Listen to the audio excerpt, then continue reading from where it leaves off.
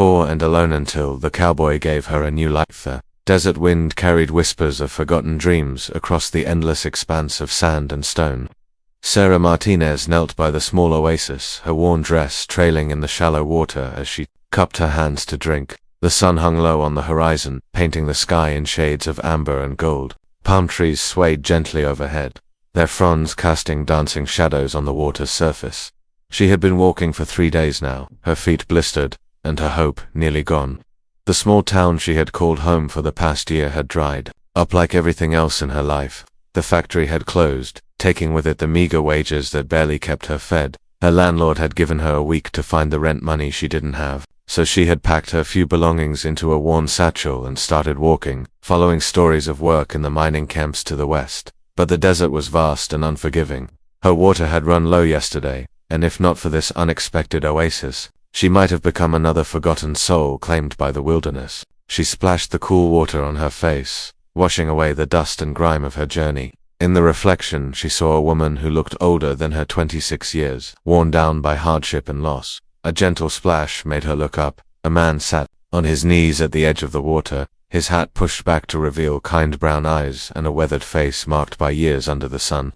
He wore simple clothes, a white cotton shirt and dark trousers, and moved with the quiet confidence of someone who belonged in this harsh landscape. "Didn't mean to startle you, miss," he said, his voice soft and respectful. "Name's Jake Thompson. I was watering my horse when I saw you here." Sarah's first instinct was to be wary. A woman alone in the desert had to be careful of strangers, but something in his manner put her at ease. He kept his distance, his hands visible, his posture not. "Sarah Martinez," she replied, tucking a strand of dark hair behind her ear. "I'm sorry if I'm trespassing. I didn't know this place belonged to anyone." Jake shook his head with a gentle smile. "The desert doesn't belong to anybody, Miss, and water belongs to whoever needs it most." He studied her face with concern. "You look like you've been traveling hard. Are you all right?" The kindness in his voice nearly brought tears to her eyes. It had been so long since anyone had shown her genuine concern. "I've been walking for days," she admitted, "looking for work in the mining camps." "That's rough country ahead," Jake said, settling back on his heels. "And dangerous for a woman traveling alone. What kind of work are you looking for?" Sarah hesitated, then decided honesty might serve her better than pride. "Anything that pays. Cooking, cleaning, sewing. I'm not particular." She paused, then added quietly, "I lost everything when the factory closed back in Millbrook. This is pretty much my last chance." Jake was quiet for a moment, watching the ripples spread across the water where a small breeze touched the surface. When he spoke again, his words were measured and thoughtful. "I run cattle on a spread about 20 miles north of here," he said. "It's not much, a few hundred head, a small house, some outbuildings. Been doing it alone since my partner moved on last spring." He looked up at her directly. "I could use help with the cooking and keeping house. The work's steady, and there's a small cabin where you could stay. Wouldn't pay much in coin, but you'd have food, shelter, and safety." Sarah stared at him, hardly daring to believe what she was hearing. "You don't know anything about me," she said. "How do you know I'm trustworthy?" Jake smiled, and for the first time in days, Sarah felt something like warmth spread through her chest. A woman traveling alone across the desert, looking for honest work instead of taking the easier path. That tells me plenty about your character. As the sun began to set, painting the oasis in deeper shades of gold and orange, Jake led her to where his horse waited patiently in the shade of the palm trees. The animal was a sturdy bay mare with intelligent eyes and a gentle disposition. "This is Belle," Jake said, stroking the horse's neck. "She's got a good nature and a steady gait. We can ride double if you're not afraid of horses." Sarah had ridden a few times as a child, before her family's circumstances had changed for the worse. "I think I can manage," she said. Jake helped her up onto Belle's back, then swung up behind her. As they rode away from the oasis, Sarah felt as though she was leaving one life behind and riding toward another. The desert stretched endlessly around them, but somehow it no longer felt hostile. With Jake's steady presence behind her and the rhythmic sound of Belle's hooves on the sand, she began to allow herself a small measure of hope. They rode in comfortable silence as the stars began to appear overhead. The desert night was cool and clear, with a vast canopy of stars that seemed close enough to touch. Sarah had never seen so many stars in her life.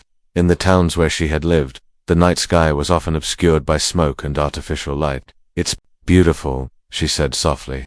One of the things I love most about this country, Jake replied. Out here, you remember how small you are, but also how much you're a part of something bigger. As they traveled through the night, Jake told her about his ranch. He had built it slowly over the past 5 years, starting with nothing but savings from his time working other men's cattle. He spoke of the challenges, drought years, harsh winters, cattle rustlers, and the constant struggle to make ends meet. But there was love in his voice when he talked about the land and the animals in his care. It's not an easy life, he said, honestly, but it's mine, and that means something. Sarah understood that feeling. She had spent most of her adult life working for others, living in rented rooms, always at the mercy of forces beyond her control. The idea of having a place to belong, even as an employee, filled her with a longing she hadn't felt in years. They reached the ranch as the first light of dawn was breaking over the eastern hills. Sarah's first glimpse of Jake's spread took her breath away. The house was small but solid, built of adobe with a red tile roof. A wide porch wrapped around the front, with wooden chairs that looked perfect for watching the sunrise. Outbuildings dotted the property, a barn, a smokehouse, corrals for the cattle, and a small cabin that would be her new home.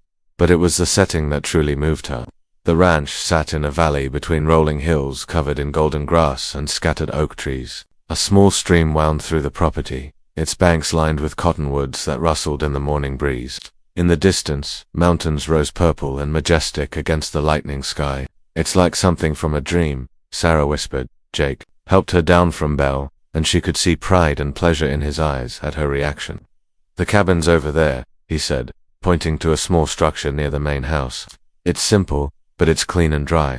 Why don't you get settled, while I tend to Belle and start on breakfast? The cabin was indeed simple, one room with a bed, a small table and chair, hooks on the wall for hanging clothes, and a window that looked out toward the mountains. But it was more than Sarah had dared to hope for. It was hers, at least for now, and after months of uncertainty, that meant everything. She unpacked her few belongings, hanging her extra dress on one of the hooks and setting her small mirror on the table. Then she washed her face and hands in the basin Jake had provided and made her way to the main house.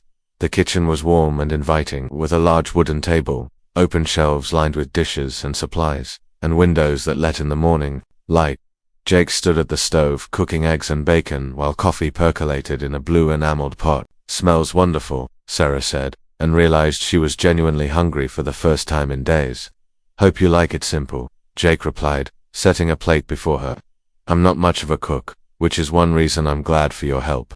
As they ate breakfast together, Jake explained her duties. She would cook the meals, keep the house clean, tend a small vegetable garden, and help with the chickens he kept for eggs. In return, she would receive room and board, plus a small wage that, while modest, was more than she had made at the factory.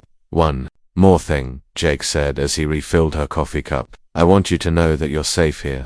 This is your home as long as you want it to be, and you have my word as a gentleman that you'll be treated with respect. The next few weeks passed in a rhythm that Sarah found deeply satisfying. She rose with the sun to collect eggs and start breakfast. After Jake left to tend the cattle, she would clean the house, work in the garden, and prepare the midday meal. The afternoons were often spent mending clothes, preserving food, or simply sitting on the porch with her sewing while the desert wind carried the scent of sage and wildflowers. Jake was true to his word in every way. He was unfailingly courteous and respectful, but also kind and generous. When he learned that she loved to read, he brought books from town. When she mentioned missing music, he produced a guitar and played simple melodies in the evenings. While she worked on her sewing, slowly, Sarah began to bloom like a flower that had finally found the right soil. The constant worry that had marked her features began to fade.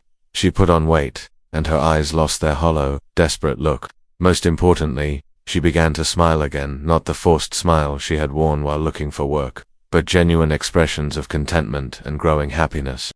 One evening, as they sat on the porch watching the sunset paint the sky in brilliant shades of pink and orange, Jake set down his guitar and looked at her seriously. Sarah, I need to tell you something, he said. I didn't offer you this job just because I needed help around the house. Sarah's heart skipped a beat. Had she misread the situation? Was he going to ask for more than she was prepared to give? But Jake continued, his voice gentle and honest. That day at the oasis, when I saw you there, so brave and determined, despite everything you'd been through, I knew you were someone special. I hoped that maybe, if you stayed long enough, you might come to care for this place the way I do. And maybe, In time, you might come to care for me too. Sarah felt tears prick her eyes, but they were tears of joy, not sorrow. Jake, she said softly, I already do. He reached for her hand, his calloused fingers gentle against her palm. No, it hasn't been long, and I know you've been through a lot. I don't want to rush you or pressure you in any way, but I want you to know that I love you, Sarah Martinez, and I'd be honored if you'd consider becoming my wife. Under the vast desert sky, surrounded by the land that had become her sanctuary, Sarah found her voice. Yes, she whispered, then, louder, yes, Jake Thompson, I love you too, and I would be honored to be your wife. As the stars began to appear overhead, Jake pulled her into his arms and kissed her gently. It was a kiss full of promise and hope, of new beginnings and shared dreams. In that moment, Sarah understood that her journey across the desert had not been an ending at all, but a beginning. She had found not just work and shelter, but love and belonging. The poor woman who had knelt beside the oasis, desperate and alone, was gone forever. In her place stood a woman who had found her home, her purpose, and her heart's true desire. The cowboy had indeed given her a new life, not through charity, but through love and the chance to build something beautiful together in the wilderness they both called home.